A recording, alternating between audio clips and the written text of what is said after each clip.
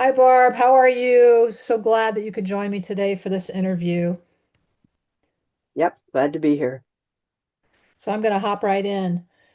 Describe your tenure as faculty at West Point. How was it that you became a part of the West Point faculty, and what were your responsibilities in cadet engagements?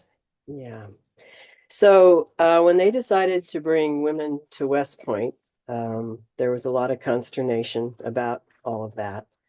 And the commandant of cadets at that time, General Ulmer, was having dinner at the West Point dinner in Boston. And the post commander for Fort Devens, where I was stationed, was there.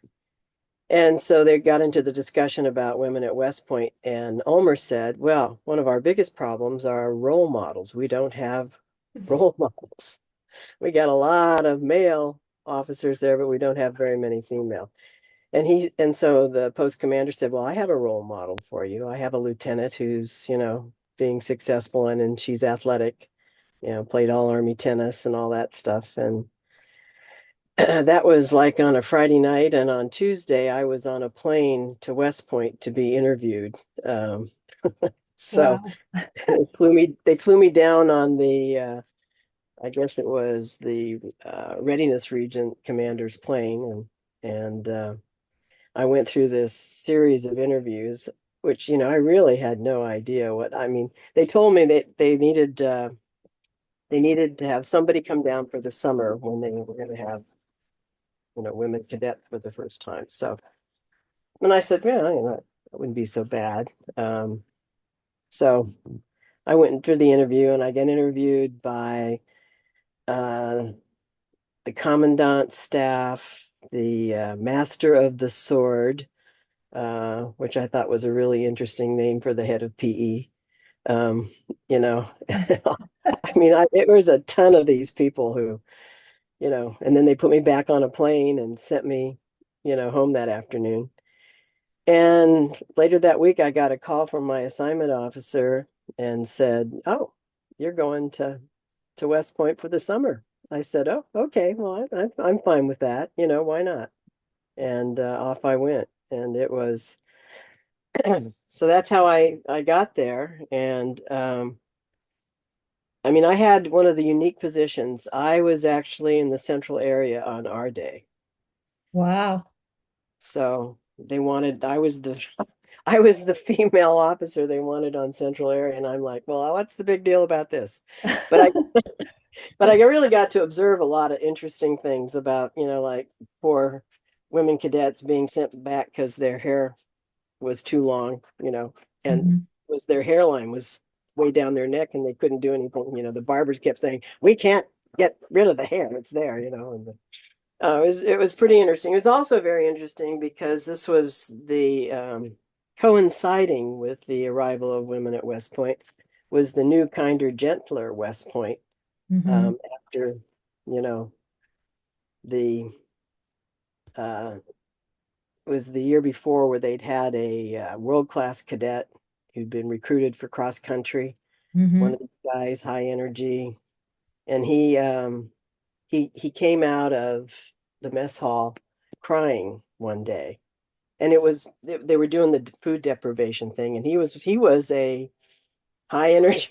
He was, so anyway, he was crying, and so an upper class cadet asked him why, and he said he lied.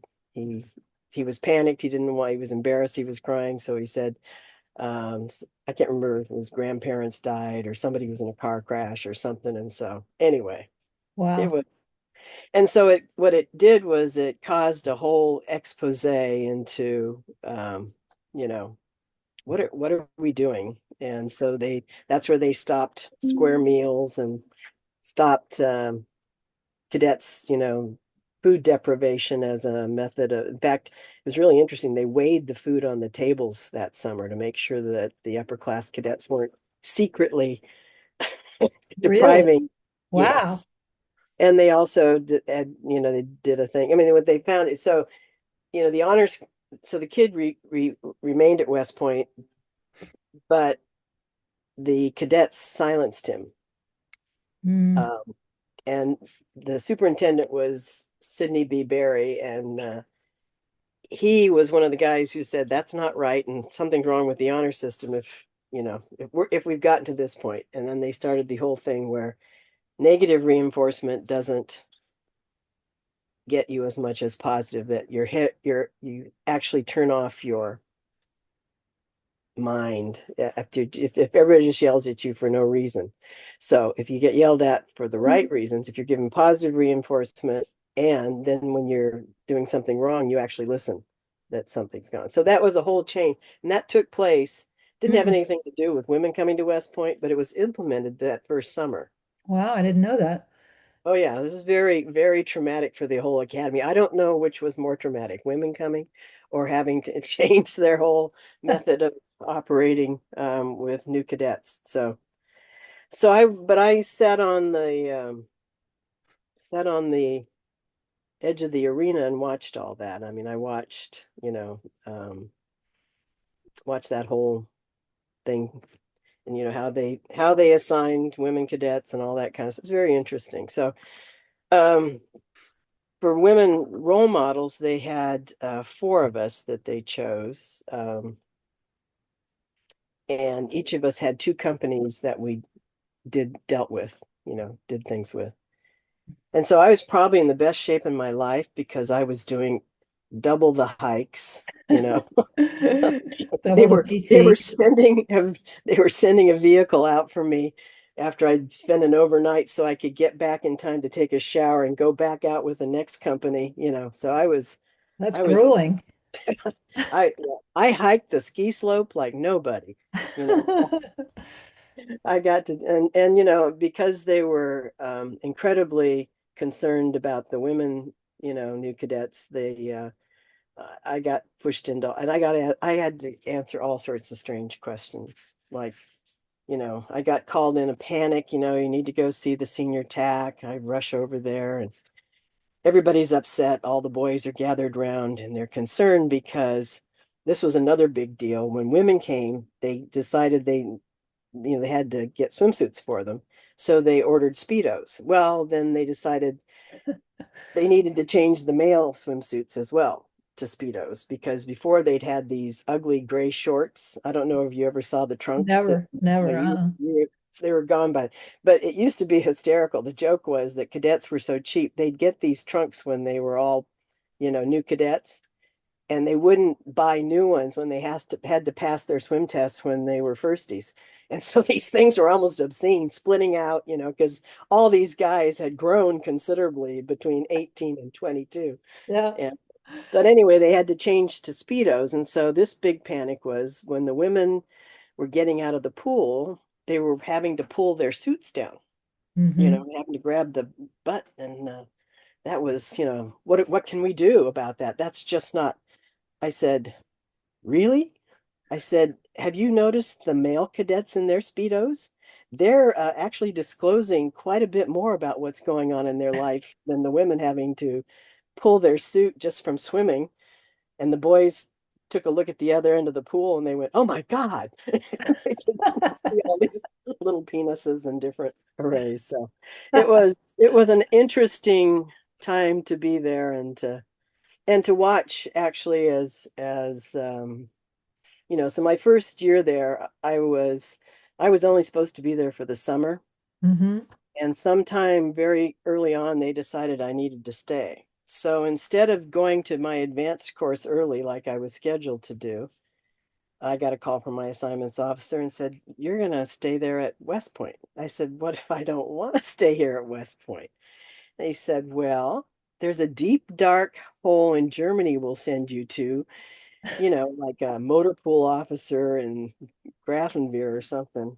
Um, and you'll never, that you basically will never get out of. So you're staying there." So I said, okay, all right. And I was in the superintendent's office. I Okay. was the assistant protocol officer my first year there, which was another very interesting place to be because, of course, um, we were dealing with the fallout from the honor scandal while I was there. Hmm. And, it was very interesting being my boss was the protocol officer had been blown up in Vietnam. So he smoked like a chimney, which of course you could do in offices in those days. And he had a kind of a crooked arm. His arm was locked in one position and he was incredibly nervous. So I ended up doing all the briefings to the superintendent and doing all the he would be there at things, but he would be like in the back. He'd Right. be like flipping the slides. I'd be briefing them because I figured, what could they do? Make me a lieutenant and send me to West Point? Now, nothing could be worse than that. And that's what happened. I mean, I saluted everybody, or everybody saluted me. I didn't have many contemporaries except for a couple of nurses up at the hospital. There were Mm. just no lieutenants at West Point. Wow. There were Very NCOs, isolated, huh? captains and above, and cadets. And so I mean that's the other thing. I got a snappy salute by the time I'd left that out, especially that first year. I knew every way to move around West Point without being outside that there possibly was. I knew every secret passage because I was a protocol officer. I had to Wow. kind of know that stuff anyway. And but I mean, I did learn a lot that year because I saw up close, I watched a three-star who was a very good general officer. I watched him deal with generals and colonels and all these guys who were heads of department who thought they were gods, and I watched him deal with all that and really learned a lot. And the other general that influenced me a lot was General Ulmer, of course, who went on to be one of the great leader trainers in the army. So it was you know more than a little interesting to be there and observe all that.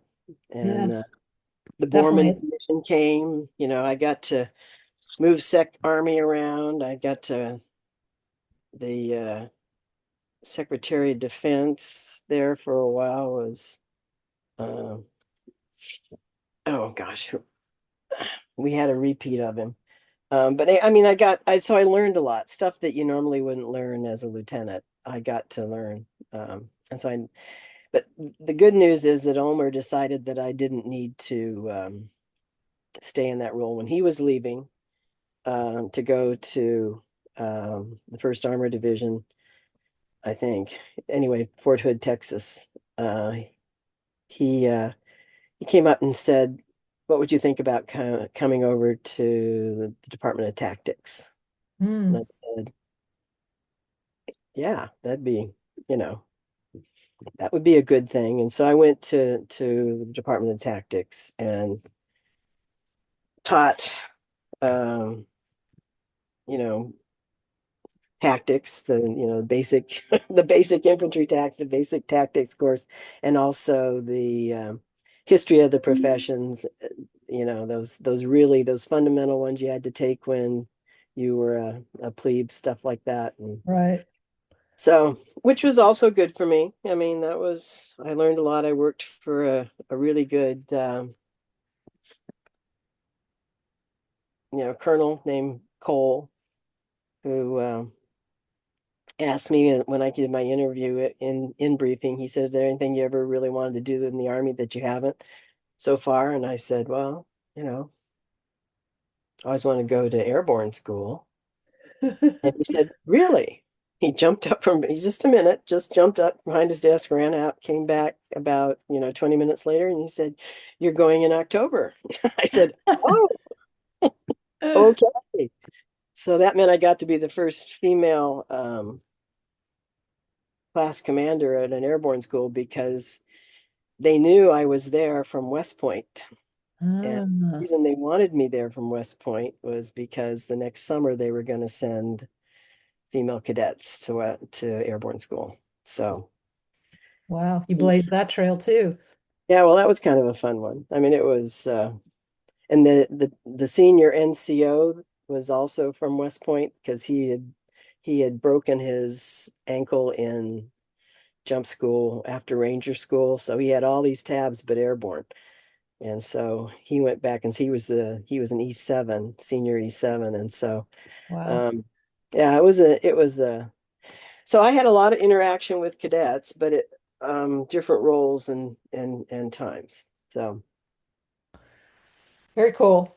Well, how did you become associated with the Army women's basketball team? What were your well, duties and yeah. responsibilities Well, the there? first year I was the OR, and then after they were so successful, they decided they needed more senior. So I became the deputy or associate, and they brought in Colonel Prince, um, who was Lieutenant Colonel then, brand new Lieutenant Colonel, I think. Hmm. Um, but the way they decided early on that they couldn't field a lot of teams, but they wanted to, because every cadet and athlete, all that whole sort, that was important to have some groundwork on that. And so they decided that basketball was a reasonable way to go. Um, Soon followed by volleyball, but basketball I think was the starting point. Uh, that and the fact that I think a number of the cadets, the first class, had some degree of basketball experience, played in high school and things like that. Um, so that was, and it early on they had identified that, and they started scouting out scouting out the team from the women cadets right away. If you Poor Sue Fulton, because she had all that height, you Right. know. I finally went to them and said, "Do not, do not, do not, do not put her on a basketball court. She'll hurt somebody, herself and somebody else." She's a lot of things. She's a brilliant cadet, but she is not an athlete. And but that's where they saw Barkalow strutting around, and she came in, and Christy Stevens and Ellie Griffin, and it was an interesting group, so to speak. So So at the that very so at the very beginning, what were your duties as OR? What did that mean? I was actually there um, for a lot of the practices. I was on the bench at every game. I went at all the away games, Mhm. which was very interesting to observe because it was the first time, so those that first group of women cadets, I mean, they did some mighty rock blocking down of things. Mhm. But they, like every new cadet, they all they all, if there was a line, they rushed to get in it, anything not to be singled out, anything to be part of the crowd, etc. And so it was very interesting to me when we would leave West Point and go to another school. Some places we overnight, but oftentimes we just let them have dinner and go out with the other team and just be normal. And so they would bring civilian clothes and change after the game. And to see the difference, they would go from being cadets on the way there, Mhm. and when they changed clothes to go out to dinner with their counterparts from the opposing team, they they turned into young women again, Mm. not cadets. I mean, so they didn't run around and punch people on the shoulder and stuff like. It was really amazing. It was like, oh, look, they're back. They're back to being young women instead of cadets. Right. Um, are a very interesting sort of thing. So, and probably in many ways, for a lot of them, I probably remember a lot of their plebe year that they probably have forgotten because they were just pushing through so much. Although basketball did give them a good outlet. I mean, it really did give them Definitely. a tremendous place to release and stuff. So some were struggling with schoolwork, some were struggling, just the emotions of being away and all that kind of stuff. But basketball gave them an opportunity to excel and to just be normal. Mm. So it was a good thing. Very And of cool. course, it was very good for male cadets to see them, because they weren't the tallest team by any shot. and Right. they didn't have a lot of depth because they're just, but they had so much heart. If there was a loose ball, it was Army's. I Hmm. mean, it was just incredible. And that became contagious in terms of people supporting them. So we went from, kind of some interesting, maybe, their sponsors and, a couple to really packed gyms as they won more. But it was their brand of playing that made such a difference. Mm. Very cool. So you were with the team at the very beginning of the program. I was curious, what do you think about how the program was put together, created, and how it developed over the years you were there? Well, it was clearly a starter event that first year. But the cadets conditioning and heart made all the difference in the world. And then they began to recruit people, as Hmm. you would know. Hmm. Um, and that began to change the quality of their play and the opportunities to not just be a physical team, but a team that could employ some strategies uh, that weren't so basic. And so the sophistication of the team, grew. And Joe Champy made a big difference. Hmm. He was a winning coach, and he liked to win. And so he was a little hard-headed sometimes, but that was him. That was part of the personality. And as I was no longer the OR, one of the roles I took on was kind of interesting. I would go to the opposite side and sit opposite where the coaching staff was, and I would track the opposition shots, where they were taking them and where they were Mm. successful and where they were messing them. And he would adapt things very quickly. I mean, so like I said, a whole different, more sophistication came in with the quality of the players as they grew, then the sophistication of what Army felt it could do, etc. Um, so, and I do remember before Sydney B. Berry left, Westmoreland came. Um, and Westmoreland was not a particularly, in fact, he wasn't a supporter of women at West Point, was not thrilled about that. But Barry took him to no, it wasn't Barry, it was Goodpaster. Goodpaster took him to a women's game. Hmm. I'm sure probably when you were playing it. Um, and put him right in the middle of the cadet crowd. And he showed up in a three-piece suit, tie up to here. By the end of the game, he had taken off his jacket because he was jumping up and down and getting so excited about how Army was playing. So I think that was also Goodpaster understood, and Goodpaster, I think, believed that women were good at West Point. And I think so that the basketball team helped to break down barriers in many ways. Hmm. Um, and that was just an example of one way. Very cool. So, as an OR, what are the challenges that arise from supporting the players, the coaches, and then also representing the academy and the Army? Just, talk about that a little. Yeah, so I mean, you almost are like a deal broker in some ways, you know. Um, when you had hurt cadets who were in the hospital, and you had um, you had coaches who were anxious to press and not realizing some of the impacts. And like I said, when the cadets had this whole set of different, each one had, it was an individual, but they tended not to be looked at as individuals. They Hmm. were a class, they were, a group, they were and so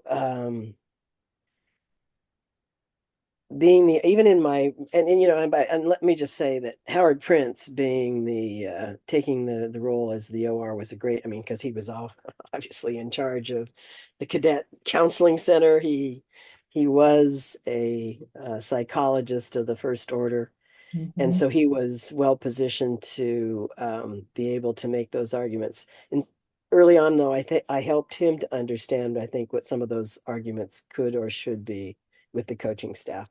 Hmm. Um, and sometimes you were you had to be the disciplinarian, you had to be the bad guy, especially on trips, because you don't want, coaches are doing their thing, and you usually had a better idea if somebody was going to be a handful and the Hmm. quiet word here, or sometimes a little less than quiet word. But so yeah, you ran the gamut of being the OR. Um, Interesting, never boring, Never never boring. boring. Not with our crew. Nope. What are a few of your most vivid memories of your experiences with the team? Hmm. Well, this is a strange one, but it goes back to that behavior like cadets, behavior like young women thing. Hmm. Um, I offered to buy them to go to McDonald's, anything they wanted, and I was amazed. I mean, you know, two Big Macs, three orders of fries, a shake, a Coke for one person, and I'm like, holy, where do they, but Where are they putting it? where are they putting that? And, and that was because, if you were, the guys, that's what they did, they were just like, oh, the opportunity, I'm getting a Big Mac, and so I got to have two, and I mean, it was just, I mean, I could barely fit in the back of my trunk of my car this boxes of McDonald's for the team. It was just, I was like, holy smokes, so I mean, it was memorable in that it was astonishing to me. Hmm. Because but I think that was part of the programming of this need to be a cadet before you're anything, because it was how you could survive. It was means of survival. Hmm. Um, let's see, I think, I mean, there were a lot of big wins at schools that the joy of the team was, it wasn't, it was, I mean, you'd have individual performances, but it was the joy of the team Hmm. was their, um, I don't know. It was a unique kind of a, you know, we're we've done something special here kind of thing that was it was pretty, but I think a lot of it blends together. Uh, but I don't know, special group. It was. Yep. So, I'm just curious, do you still mentor or stay in contact with any of the alumni that you influenced at West Point, and what does that look like? Not really. Um, nope. Uh, every net once in a while Ellie Griffin pops up on the net, but or Carol Barkalow. Yeah.